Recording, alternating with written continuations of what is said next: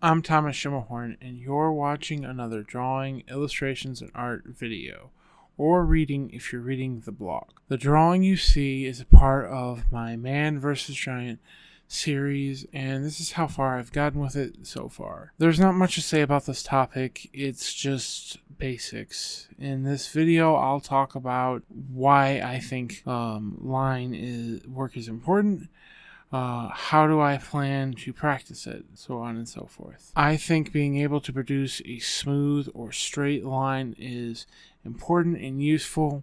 Being able to have control over the line is just good practice. How do I plan to practice it?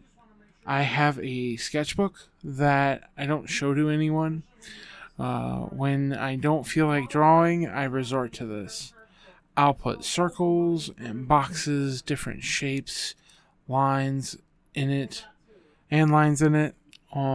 Maybe even let my mind run amok. The whole point is to practice.